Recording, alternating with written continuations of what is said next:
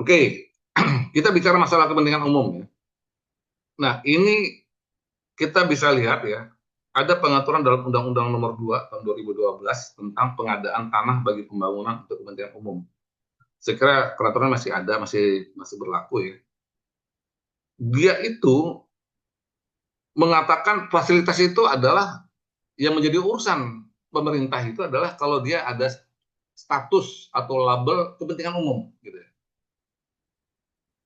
Nah, adanya kepentingan umum itu sebenarnya ada istilahnya tuh kepentingan yang tidak umum gitu loh. Nah, ini tidak dijelaskan secara definisi. Nah, kalau kita mengacu kepada undang-undang tersebut ya, itu dijelaskan beberapa bentuk yang disebut dengan kepentingan umum. Seperti misalnya pertahanan keamanan, tapi ini abstrak, kita nggak jelas ini. Jalan umum, jalan tol dan sebagainya ini struktur ruang. Waduk, bendungan ini struktur. Pelabuhan, bandar udara dan terminal ini struktur. Infrastruktur ini struktur ya.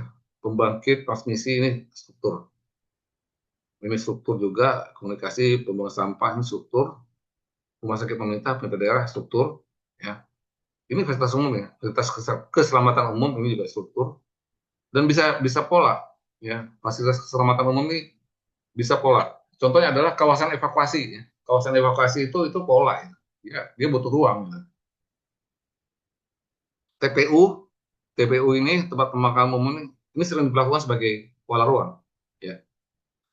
Kemudian fasos fasum dan sebagainya ini struktur ruang dan ada yang uh, pola ya. Contohnya taman-taman kota ya. Itu eh, itu masuk sebagai pola ruang gitu. Cagar alam dan juga budaya, kantor pemerintah daerah dan sebagainya. Nah, ini program nih, PKP nih, penataan pemukiman kumuh perkotaan atau konsolidasi tanah serta perumahan untuk masyarakat berpenghasilan rendah dengan status sewa. Ini pola ruang. Nah, ini pola ruang. Dia bicara masalah pola ruang. Pelaksana pendidikan sekolah, ini struktur ruang, olahraga dan sebagainya. Jadi sebagian besar dia ngatur itu adalah untuk alokasi struktur. Ya. Nah, ini memasukkan ini, ya, kalau Anda sebagai, ini siapa ya, yang perencana tadi, ya, si Agung tadi ya, konsultan. Anda masukin ini di dalam rencana tata ruang bisa nggak ya? Bisa nggak ditentukan ini? Bisa Pak, paling itu banyakkan tata ruang sekarang Pak, itu cuman berdasarkan data existing aja sih Pak. Adapun paling rencana-rencana dari pemerintah, kalaupun ada struktur misalnya kayak rencana rumah sakit, paling kita tambahin di struktur gitu Pak. Iya, tapi kan masih kriteria umum ya. Jadi apa? Iya. Tapi oke lah, ini kan udah dapat nih dasar-dasar ini ya, kurang lebih ya.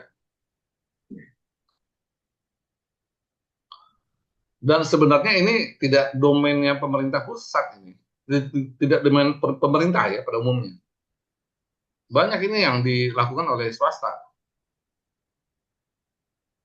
Keterbatasan data juga banyak itu Pak dalam penyusunan rencana tata ruang karena banyak kerjaan yang dikerjakan sama swasta gitu.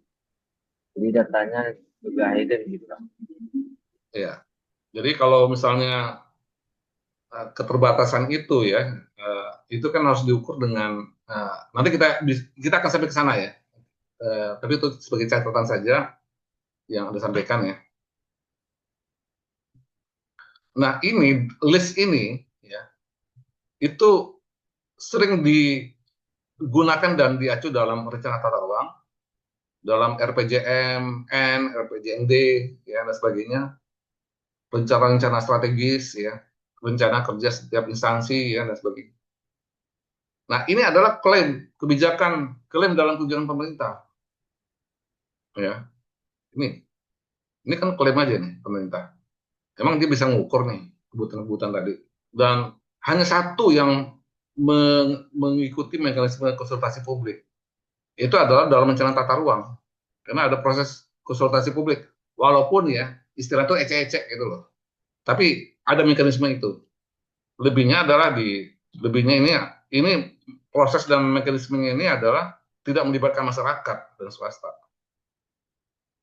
Oke, ini menyangkut masalah kepentingan umum ya, kepentingan umum. Ini masalah umum ini saya ingin banyak cerita ini. Nanti mungkin kalau ada sesi kuliah lagi saya akan ngasih contoh yang lebih banyak.